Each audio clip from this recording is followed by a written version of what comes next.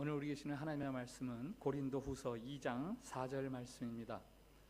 제가 가진 성경 신약 성경 287페이지 고린도후서 2장 4절 말씀.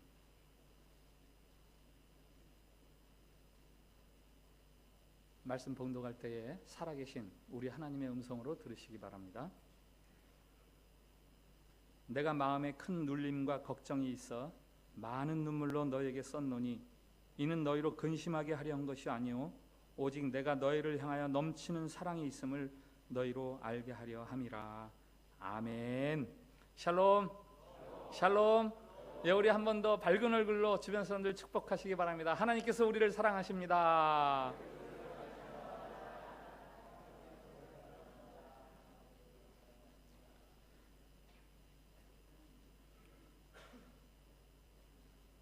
누군가를 향해 베풀었던 호의나 친절이 오해를 산 적이 혹시 있으십니까? 아니면 오랜 친밀감이나 사랑에 배신감을 느꼈던 적이 있으십니까? 제가 어렸을 때 흔히 보았던 TV 드라마의 소재들, 주로 이런 거죠. 사랑과 배신. 예를 들면 남자 A하고 여자 B가 만났습니다. 남자는 법대생, 여자는 시골 출신 가난한 직장인, 둘 사이에 사랑이 싹 트잖아요. 특별히 여자가 아주 극진합니다. 뭐 필요한 책도 사주고 병 들면 약도 사주고 수발도 들어주고 마침내 A가 고시에 합격합니다. 무슨 일이 일어나죠? 그때 나타나는 사람이 있잖아요. 여인 C. 배경이 화려하죠. 아버지는 주로 법조계나 아니면 경제계의 고위직에 있고 또 그 어머니는 아주 적극적이고 자신이 할 바를 반드시 취하는, 원하는 바를 반드시 취하고야 마는 그런 적극적인 여성. 남자 A를 점찍죠. 사윗감. 마침 여자 C도 거기에 호응합니다. 처음에는 반석같이 흔들림이 없을 것 같던 그 남자 A가 흔들립니다. 결국은 C하고 결혼하잖아요. 그때 B에게 A가 하는 말이 있죠. 잘 생각해보자. 냉철하게 생각하자. 너하고 나하고 어울리지 않잖아. 예전에는 몰랐어도 지금은 어울리지 않잖아. 심지어는 이런 말까지 서슴지 않죠. 네가 나에게 그토록 헌신했던 거 그거 나 통해서 좀 호강 좀 해보려고 그랬던 거 아니야? B로서는 정말 억울한 일이죠. 가련한 B 때문에 시청자들이 애간장을 녹이면서 방송국에 막 전화를 합니다. 요즘 같으면 SNS 답을 막 다는 거죠. 절대 안 된다. B하고 결혼해야 된다. 진심이 제대로 받아들여지지 않고 오해가 생기고 관계가 꼬이는 경우가 있습니다.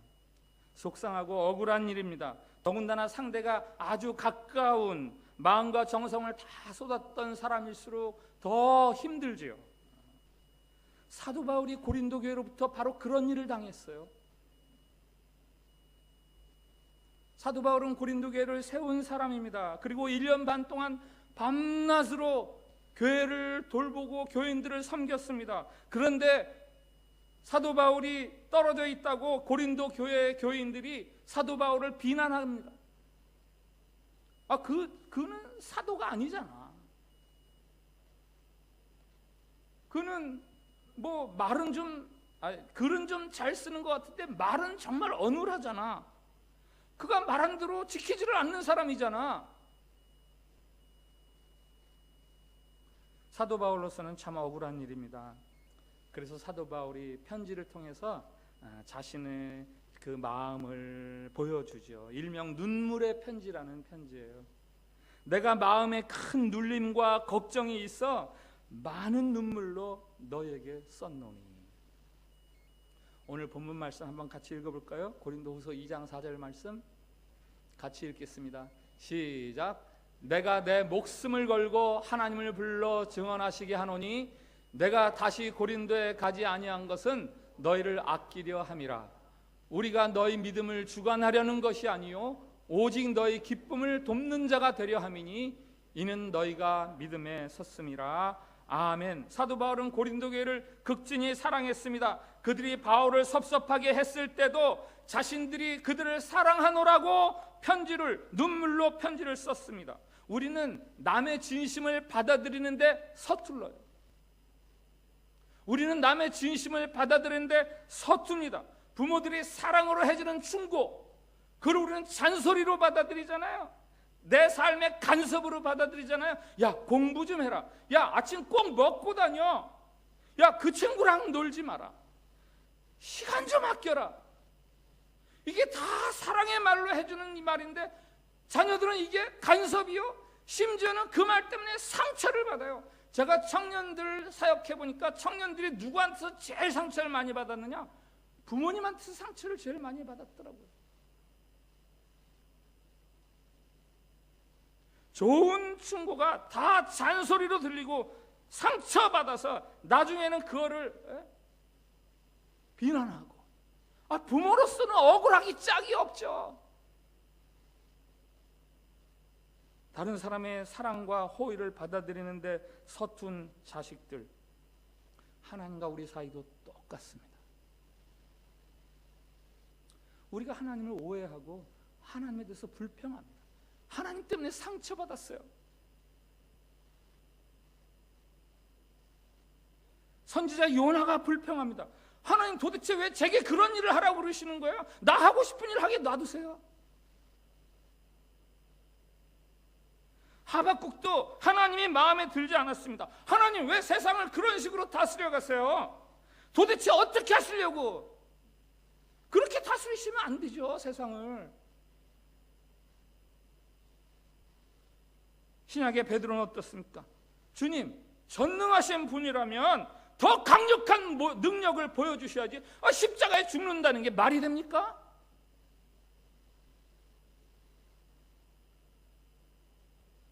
사도 바울도 한때 그런 오해를 하며 살았던 사람이에요. 하나님은 공평하지 않으세요.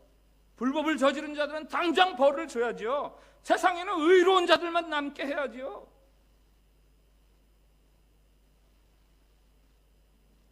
우리도 그럽니다. 하나님, 제 생애가 뭐 얼마나 길다고 이렇게 오래 기다리게 하십니까? 너무 오래 기다렸잖아요. 제가 이 정도 했으면 보상을 좀 해주셔야죠. 하나님, 왜 하나님 뜻대로만 하세요? 왜 내 형편과 내 생각을 왜 참작 안 하세요? 하나님을 향한 우리들의 불만이요 원성이죠.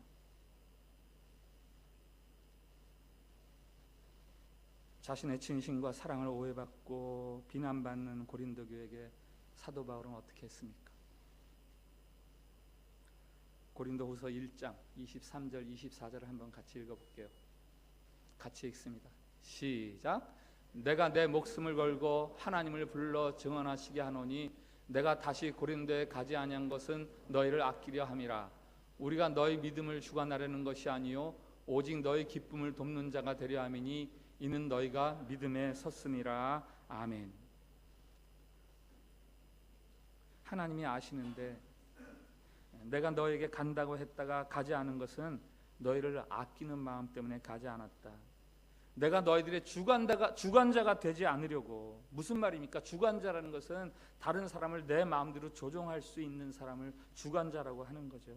내가 가면은 너희들에게 내가 이렇게 해라 저렇게 해라, 그건 안 된다, 이렇게 속 시원히 명령과 지시로 다 정리가 되겠지만 그렇게 하면 너에게 무슨 기쁨이 있겠느냐. 너희를 신뢰함으로 다만 너희를 돕는 자로서 내가 있으려고 너에게 가지 않았다. 사랑은 상대방을 조종하는 것이 아니라 다만 돕는 겁니다. 사도 바울 자신이 고린도 교회를 세웠고 그들을 가르쳤지만, 그래서 얼마든지 그들 앞에서 호령하고 명령할 수 있지만, 내 생각 강요할 수 있지만, 자기가 혹 주관자가 될까 싶어서 고린도에 가지 않았습니다. 그것이 고린도 교회를 위해서 진실로 위하는 것이라고 생각했기 때문이죠.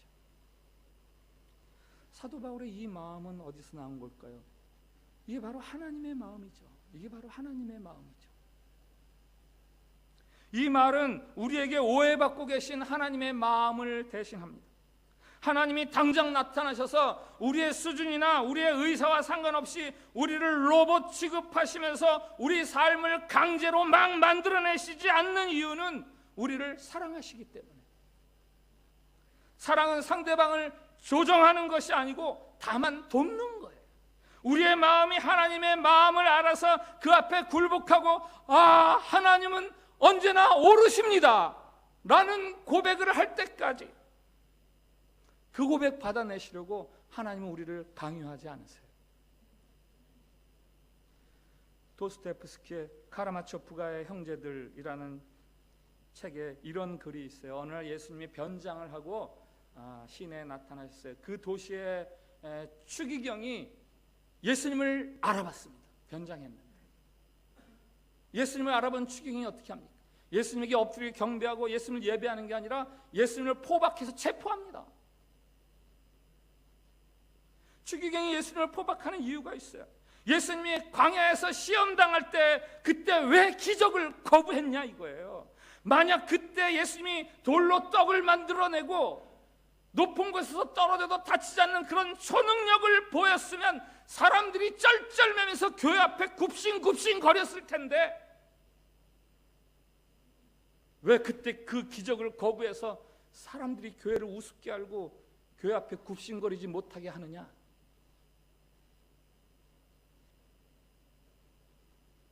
이런 말을 합니다. 추기경이 하는 말이에요.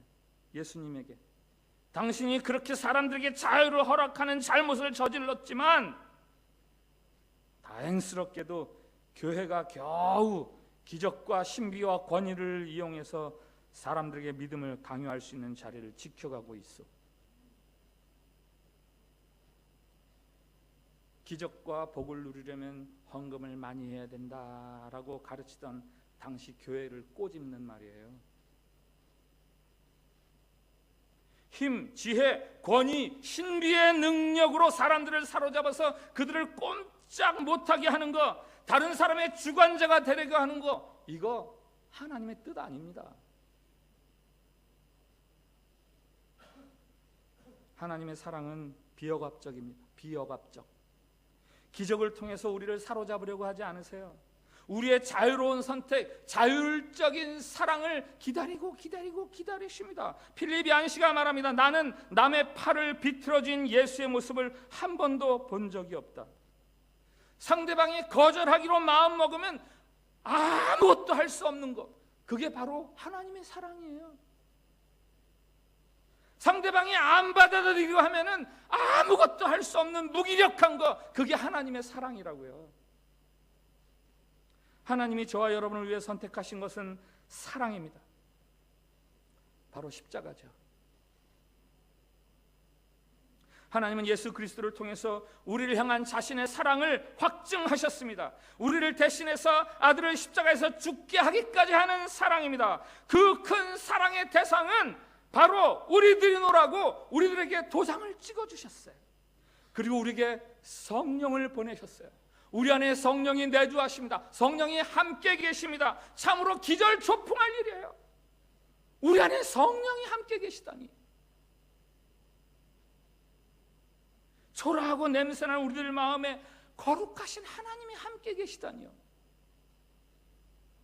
더럽다고 냄새난다고 하지 않으시고 우리 안에 거하시면서 우리가 하나님의 사람이라고, 내가 너를 사랑하나라고 계속해서 그 음성을 들려주시고 우리를 권면해주시는 그 은혜, 죄로 얼룩지고 술 취함과 방탕함과 쾌락과 탐욕과 음란함과 의심과 미움, 악취로 가득해서 숨막히는 자리인데 성령 하나님은 우리 안에서 자리를 틀어 잡으시고 꼼짝도 안 하시고 코를 비틀어 막고 눈을 질끈 감아야 할 그 자리를 떠나지 않으시고 우리 안에서 계속 나는 너를 사랑한다.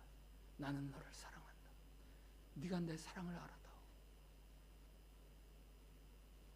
이 다 쓰러져가는 초가집에서 비단 옷을 거친 황제가 딱 자리 잡고 앉아서 떠나지 않는 그것 아니에요? 하나님은 이 힘없는 사랑, 이 힘없는 사랑의 힘을 아시는 분이세요. 이렇게 얻은 사랑만이 진정한 사랑의 교제의 기쁨과 환희를 만들어낼 수 있다는 걸 아시는 분이 우리 하나님이십니다. 그런데 우리가 하나님을 오해합니다. 하나님이 계시다면 나를 왜 이토록 곤란한 지경에 빠뜨리는 거야? 왜 나는 이렇게 실패가 많은 거야? 심지어 왜 내 성격이 이 모양이야? 이걸 하나님한테 투정을 해요. 왜 나는 이렇게 해야 돼요?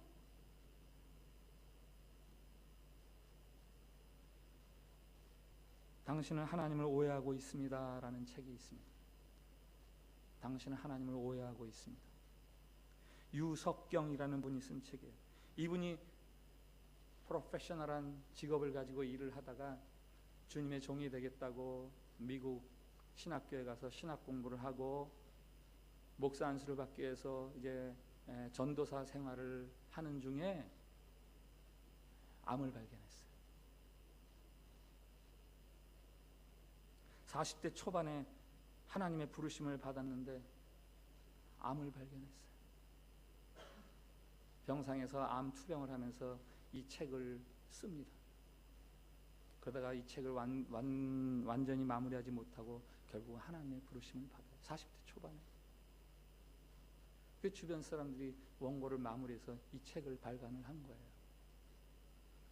그 책 내용 중에 이런 글이 있습니다. 나는 하나님을 원망해 본 적이 단 한 번도 없다. 내가 왜 암에 걸렸는지 묻지도 않았다. 왜냐하면 나는 하나님을 이해하려고 하지 않기 때문이다. 이해할 수 있다면 하나님은 이미 신이 아니다. 나는 하나님을 이해하려고 하지 않고 다만 신뢰한다.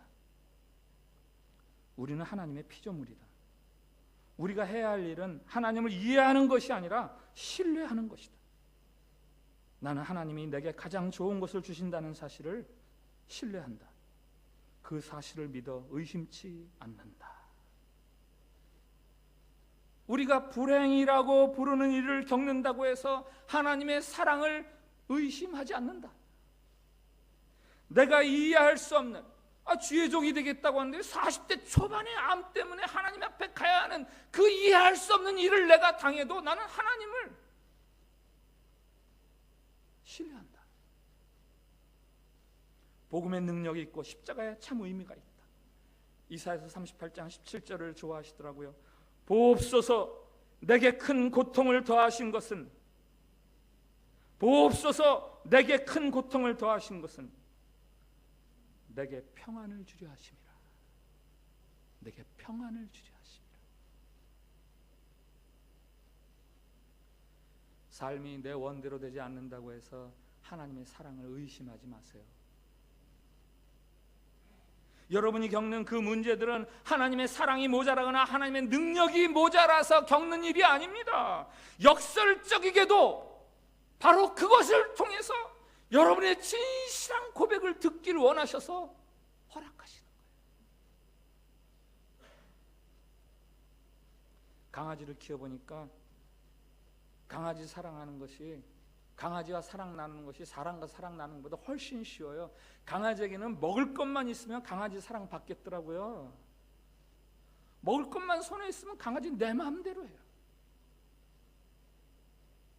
하나님은 그렇게 먹을 것을 손에 쥐고 우리를 강아지 다루듯 그렇게 할 수가 없으신 분이에요. 우리를 부리시려는 하나님이 아니기 때문이에요. 하나님은 우리의 인생의 주관자, 집행관이 되기를 원하지 않으십니다.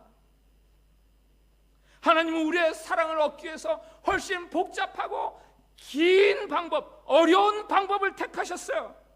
우리가 우리 손에 쥐어진 도깨비 방맹이나 여의지 때문에 하나님을 사랑합니다 하는 것이 아니라 하나님의 진실하신 사랑, 그 사랑에 감복해서 하나님 저도 하나님을 사랑합니다 라는 그 방법을 택하셨다고요.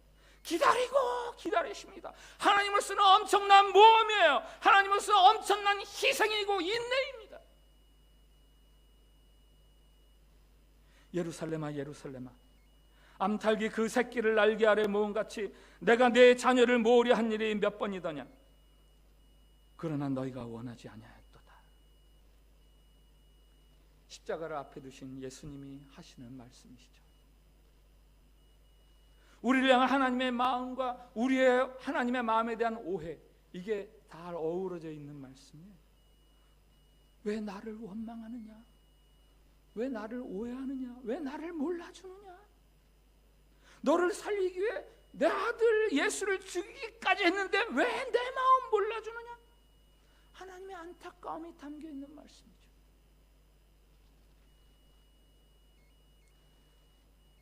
내가 마음에 큰 눌림과 걱정이 있어 많은 눈물로 너에게 썼노니.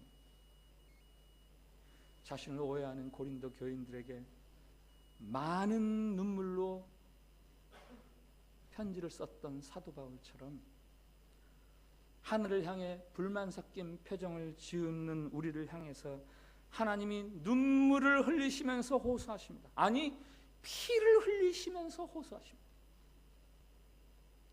그 바로 십자가죠.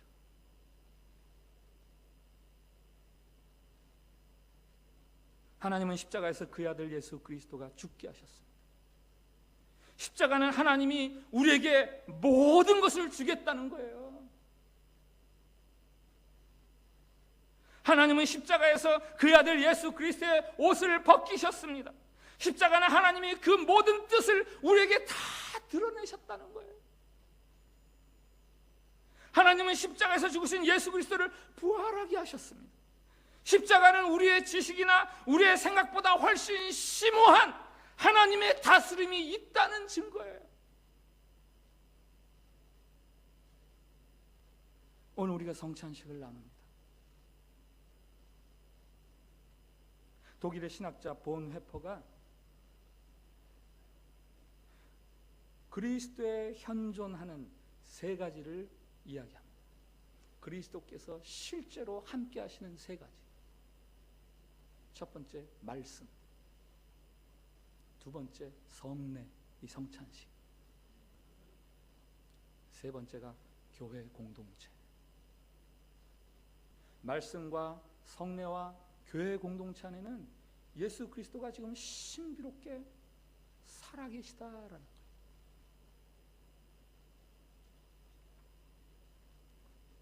우리가 오늘 나누는 성찬에는 예수 그리스도가 계십니다. 하나님의 사랑을 나누어 주시기 위해서, 하나님의 사랑을 나타내 주시기 위해서, 성찬식은 여러분의 사랑의 소리를 듣기 위한 하나님의 눈물 어린 호소예요. 내가 이렇게 너희를 사랑하는데 너희도 나를 사랑해 줄 수 있느냐?